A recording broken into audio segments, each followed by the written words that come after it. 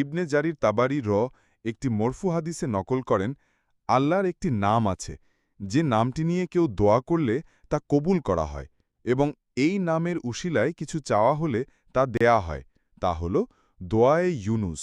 বাংলা উচ্চারণ, লা ইলাহা ইল্লা আন্তা সুবহানাকা ইন্নী কুনতুম মিনাজ জালিমিন। বাংলা অর্থ, তুমি ছাড়া ইবাদতের উপযুক্ত আর কোনো ইলাহ নেই, তুমি পুত পবিত্র, অবশ্যই আমি জালেমদেরই একজন ছিলাম।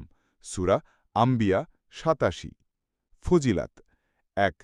হজরত সাদ ইবনে আবি ওয়াক্কাস রাসূল সাল্লাল্লাহু আলাইহি ওয়াসাল্লাম থেকে মরফু সূত্রে বর্ণনা করেন যে, মাছের পেটে থাকা অবস্থায় হজরত ইউনুস আলাইহিসসালামের দোয়া ছিল, লা ইলাহা ইল্লা।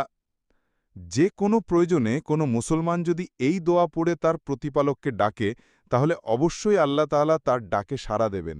তিরমিজি ৩৫০৫, সুনানে কাবুরা ১০৪৯২, মুসনাদে আহমদ ১৪২ ও রুহুল মাআনি ৮ ১০৯। ২। হজরত ইবনে আবি হাতেম নকল করেন যে, কেউ দোয়ায়ে ইউনুস পড়ে দোয়া করলে সে দোয়া কবুল করা হয়, কারণ এ আয়াতের শেষে আল্লাহ তাআলা বলেছেন, ওয়া কাযালিকা নুনজিল মুমিনিন, অর্থাৎ এভাবেই আমি মুমিনদেরকে মুক্তি দিয়ে থাকি। ৩। ইবনে জারির তাবারি একটি মরফু হাদিসে নকল করেন, আল্লাহর একটি নাম আছে, যে নামটি নিয়ে কেউ দোয়া করলে তা কবুল করা হয় এবং এই নামের উশিলায় কিছু চাওয়া হলে তা দেওয়া হয়, তা হল দোয়ায়ে ইউনুস। ৪। হজরত সাদ ইবনে আবি ওয়াক্কাস বলেন, আমি জিজ্ঞেস করলাম, ইয়া রাসূলাল্লাহ, এই দোয়া কি হজরত ইউনুস আলাইহিসসালামেরই বৈশিষ্ট্য নাকি সব মুসলমানের জন্যই? তখন রাসূল সাল্লাল্লাহু আলাইহি ওয়াসাল্লাম বললেন, তুমি কি পড়নি, ওয়ানাজ্জাইনাহু মিনাল গাম্মি ওয়া কাযালিকা নুনজিল মুমিনিন, অর্থাৎ আমি তাকে চিন্তা থেকে মুক্তি দিয়েছি আর আমি এভাবেই মুমিনদেরকে মুক্তি দিয়ে থাকি। অতএব যে কোনো ব্যক্তি এইভাবে দোয়া করবে, আল্লাহ তাআলা সে দোয়া কবুল করার প্রতিশ্রুতি দিয়েছেন। ৫।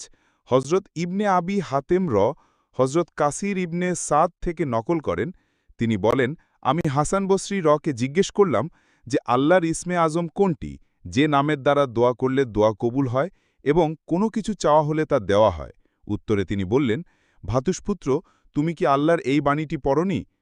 অতঃপর তিনি এই আয়াত দুটি তেলাওয়াত করে বললেন, এটাই হলো সেই ইসমে আজম, যার দ্বারা দোয়া করলে দোয়া কবুল হয় এবং কোনো কিছু চাওয়া হলে তা দেওয়া হয়।